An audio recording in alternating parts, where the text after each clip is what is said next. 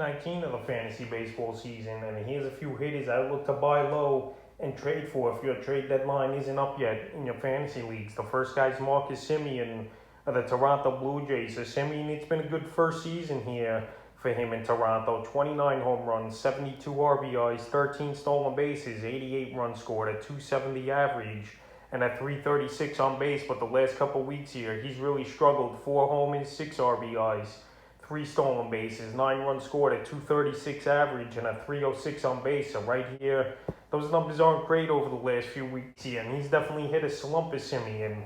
But right now, I still think you're not going to get him on a crazy discount because he does have 29 home runs this season. But right now, he's definitely struggling over the last couple weeks, even though yesterday in Washington, he finally got it going a little with Semien. So the last few games for him, August 11th at the Angels, 1 for 4 with a run. August 12th at the Angels, 0 for 2 with a run. August 13th at Seattle, 1 for 5.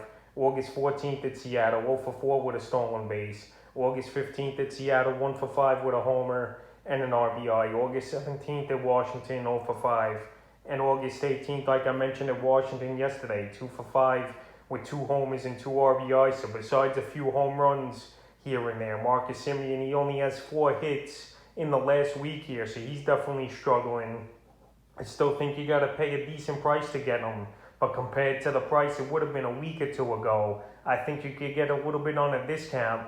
And with him, you just got to test the waters and see if you can make a deal happen. But right now, if I could, this is the time to do it, obviously, with trade deadlines up or ended already in most leagues. The next hitter I would look to buy low and trade for this week's Juan DeFranco of the Tampa Bay Rays, the number 1 prospect in all of Major League Baseball. Coming into the season on the rankings here was Juan DeFranco. And so far this season, it hasn't been the greatest of rookie years for him. 6 home runs, 26 RBIs, 27 runs scored, 2 stolen bases, a 256 average, and a 317 on base. So right here, Franco, he's available on the free agent and waiver wire in 25% of leagues. But now he's starting to pick things up, but I don't know if owners are that invested in Franco, especially in redraft leagues. So the last few weeks, he's gotten it going a little.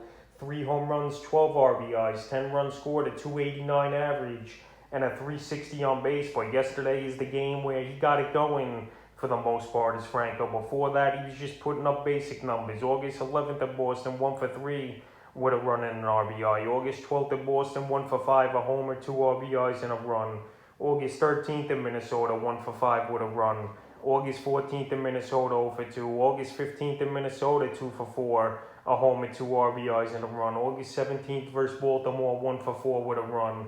And August 18th versus Baltimore, 3 for 4 with a run and 2 RBIs. So Franco, he might be getting more comfortable, but he's still not putting up the huge numbers people expected. So right now, I still consider him a buy low candidate. And with this probably the final week in most leagues to trade for players, this is the time you go out there and try to make the move. And even with him heating up a little, I don't think you got to give up much to get Juan DeFranco on your roster. Maybe a decent 3 or 4 starter on your team, or maybe a 1-for-1 hitting deal, but he does qualify at third and short, which is good versatility. But right now, I would go out there and try to make a deal for Franco, and his price shouldn't be super high like it was before he came up with the first few weeks when he was up in the big leagues. The next hit is Mookie Betts of the Los Angeles Dodgers. So it's been an injury-riddled season here on and off with Betts, and now he's got a hip injury. I know he's going to do some baseball activities today, the reports come out, but even his numbers this season haven't been that great. 17 homers, 44 RBIs, 7 stolen bases, 68 runs scored, a 277 average, and a 378 on base. So right here, Mookie Betts, those are not first-round top 5 pick numbers for a fantasy baseball player this season. And he's been frustrating with 2 or 3 stints now this year on the injured list here. So we'll see if he comes back in a couple weeks. But if I'm a team up there in the standings, I definitely would take the gamble and try to get Betts on my roster. In the last couple weeks before he went down, he was hitting 429 was Betts. And last month before he went down was Betts. He had 3 homers, 4 RBIs, and 5 runs scored with a 381 average and a 435 on base. So he was starting to get things going a little bit before the injury here. And we'll see what kind of activities he does in the next couple days, and if he'll need rehab games or not for this Dodger team right now.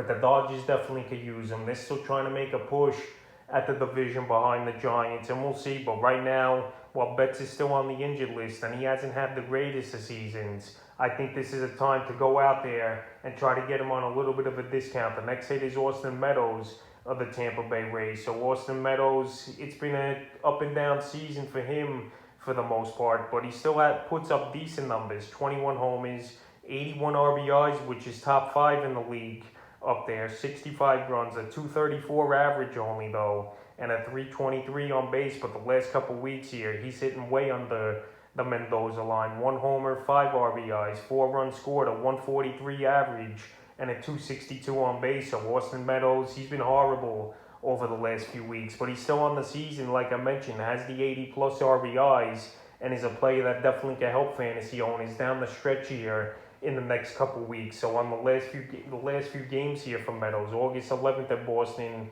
1 for 3 with a run. August 12th at Boston, 0 for 5.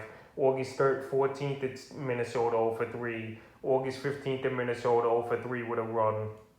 August 16th versus Baltimore, 1 for 4 with 2 RBIs. August 18th versus Baltimore, 1 for 4 with 2 RBIs. So Meadows here, he's only got 3 hits in the last 10 days right now, so he's definitely struggling. He's not getting anything going, and right now is a perfect time to buy him low, because I think he'll get hot again, and that RBI total is definitely not a fluke in my opinion. So Meadows, while he's in a big slump right now, it's a perfect time to go out there and buy him low. In the 5th and final hitter I look to buy low and trade for is Christian Yelich of the Milwaukee Brewers. So Yelich, it's been a tough season for him, no doubt about it. 6 home runs, 32 RBIs, 51 runs scored, 7 stolen bases, a 238 average, and a 372 on base. But the last couple weeks, he's starting to turn it around slowly, maybe. No home runs, 4 RBIs, 7 runs scored, a 256 average, and a 310 on base. So Yelich and the Brewers, they're still in first place. And this guy's pretty much giving them nothing, or fantasy owners nothing,